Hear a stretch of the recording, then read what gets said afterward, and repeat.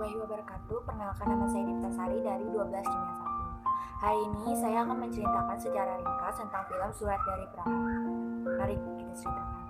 Jadi pada awal cerita yaitu di mana ada seorang ibu yang bernama Sulatri sedang dirawat di rumah sakit dan anaknya yang bernama Laras datang mengunjunginya. Laras sudah tidak pernah mengunjungi Sulatri ini sudah setahun lamanya. Jadi hari ini dia mengunjungi ibunya untuk meminjam sertifikat rumah. Karena si Laras ini ingin bercerai dengan suaminya dikarenakan suaminya berselingkuh pada saat dia hamil dan akhirnya sekarang sudah keguguran. Namun Sulasi tidak mau Laras bercerai dengan suaminya, tapi Laras tetap bersikeras untuk bercerai dengan suaminya. Lalu Laras keluar ruangan rawat ibunya dan menghampiri pengacara sidang saat perceraian. Saat Laras balik lagi ke ruangan ibunya sudah tidak ada di ruangan tersebut. Lalu Laras bertanya kepada perawat, di mana ibunya? Lalu perawat itu menjawab, ibunya sedang dalam masa operasi. Jadi ibunya sedang operasi. Namun operasi itu gagal dan ibunya pun meninggal dunia. Setelah sehari ibunya meninggal dunia, pada proses pemakaman besoknya Laras meminta surat wasiat itu kepada tantenya. Karena tantenya ini dipercaya oleh Ibu Sulastri. Ibu Sulastri menitipkan surat wasiat tersebut kepada tantenya Laras. Akhirnya tantenya Laras memberikan surat wasiat tersebut, lalu Laras membaca surat wasiat tersebut.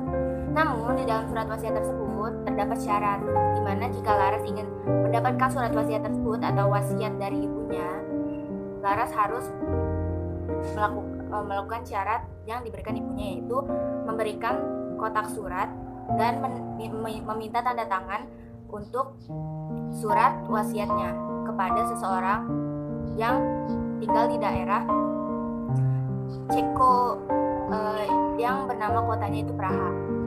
Akhirnya Laras pergi ke negara Ceko. Ceko tersendiri yaitu adalah negara republik yang berada di Eropa Tengah yang mempunyai kota yang bernama Praha. Praha ini adalah tempat tinggal si lelaki yang sedang Laras cari. Jadi Laras pergi ke Praha dan mencari tempat tinggal si lelaki itu. Akhirnya dia sudah sampai di tempat tinggalnya, yaitu sebuah apartemen, dan bertemu dengan seorang laki yang bernama Jaya. Nah, Jaya sendiri itu adalah orang yang dia cari. Akhirnya Laras memaksa Jaya untuk menerima kotak surat tersebut dan menandatangani surat wasiat yang ibunya Laras kasih. Namun Jaya tidak mau. Jaya bersikeras tidak mau dan menolak kotak surat tersebut dan mengusir Laras. Akhirnya Laras pergi, namun dia berjanji besok pagi akan datang menemui Jaya lagi. Akhirnya Laras pergi, namun di tengah perjalanan saat Laras naik taksi, dia dirampok oleh supir taksi. Akhirnya dirampok, lalu di kopernya dibawa, dompetnya diambil mungkin. Akhirnya Laras hanya cuma punya HP, kotak surat tersebut dan surat wasiatnya. Akhirnya Laras mencari polisi mungkin. Akhirnya dia bertemu dengan mobil polisi yang di dalamnya ada polisi. Nah, dia meminta tolong untuk diantar pada alamat yang dia kasih, dan ternyata itu alamatnya si Jaya. Karena Laras ini tidak punya teman atau kerabat di Ceko, hanya Jaya yang bisa menolongnya. Udah, akhirnya Laras kembali lagi ke sana. Terus Laras menjelaskan, akhirnya Laras boleh tinggal di sana untuk sementara. Pada saat Laras tinggal di sana, Laras selalu mengungkit-ungkit tentang surat. Karena dia penasaran kenapa si Jaya ini terlihat tidak peduli dengan surat-surat tersebut. Karena penasaran, akhirnya Laras membaca surat-surat tersebut. Yaitu ada ratusan surat yang dikirim ternyata oleh Jaya untuk ibunya Sulastri. Lalu dia membaca dari surat pertama hingga akhir, dan ternyata dia tahu bahwa Jaya adalah masa lalu ibunya. Laras sadar kenapa hidupnya selama ini, yaitu keluarganya, orang tuanya tidak pernah harmonis, dikarenakan ibunya tidak mencintai ayahnya. Ibunya mencintai Jaya, dan akhirnya si Jaya datang ke apartemen. Lalu Jaya berkata, akhirnya Laras tahu tentang surat itu. Laras akhirnya menyalahkan Jaya, akibat surat ini keluarganya tidak harmonis lagi, dan ibunya tidak pernah peduli tentang keluarganya dan selalu mengurung diri di kamar, dan hidupnya selalu dipenuhi oleh surat-surat tersebut. Dia hidup dengan surat-surat dari si Jaya. Laras sudah tahu isi surat tersebut, akhirnya Jaya meminta surat wasiatnya untuk ditandatangani dan meminta Laras untuk segera pergi dari apartemennya. Lalu Laras memberikan surat itu, lalu ditandatanganilah oleh si Jaya. Nah, setelah ditandatangani, Laras pergi. Namun Laras tidak pergi begitu saja. Dia pergi untuk mengikuti Jaya. Dia mengikuti Jaya, lalu Jaya mabuk. Nah, dia menemukan Jaya mabuk, lalu Laras menolong Jaya dan dibawalah ke apartemennya Jaya. Nah, pada saat paginya, ada seorang anak lelaki datang yang namanya Dewa. Dia seorang bartender di tempat bar langganan Jaya. Nah, akhirnya Laras sama si Dewa itu dia cerita-cerita. Nah, pas siangnya, pas dia udah pergi, si Jaya bangun. Terus nanya ke Laras, kenapa masih di sini? Laras bilang dia butuh rekeningnya si Jaya. Soalnya temannya kan dia kan minta transfer ke rekeningnya Jaya. Soalnya kartu debitnya dia juga kan udah dicopet, udah dirampok gitu kan. Ya udah akhirnya pas siang itu Jaya nganterin si Laras ke bank. Akhirnya dicairin uangnya sama si Jaya. Dikasih cek yang ada nominal jumlah transferannya. Nah ya akhirnya dari situ Jaya ngajak ke makan siang dulu si Laras. Nah habis itu si Laras makan siang dulu kan, kata si Jaya ntar nanti pesenin taksinya, yaitu temennya dia. Nah tapi pas taksinya dateng, Laras gak pulang. Laras malah pergi sama Jaya.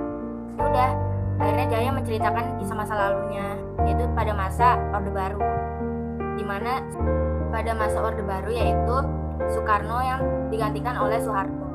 Pada saat itu Jaya adalah seorang mahasiswa yang sedang dinas di Praha. Namun pada masa Orde Baru itu dia gara-gara idealismenya dia jadi ditahan di Praha. Dia tidak boleh pulang ke tanah air. Nah mulai dari situ dia tidak pernah mengabari Sulastri lagi, ibunya Laras.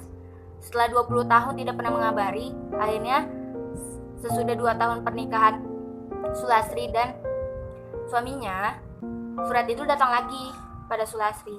Nah mulai dari situ Sulastri sudah tidak harmonis hubungannya dengan suaminya. Terus dia tidak pernah memberi sayang pada anak-anaknya seperti itu. Dia selalu mengurung diri di kamarnya dengan surat tersebut. Dia bilang kenapa selama 20 tahun dia tidak pernah mengabari Sulastri atau menghilang gitu saja.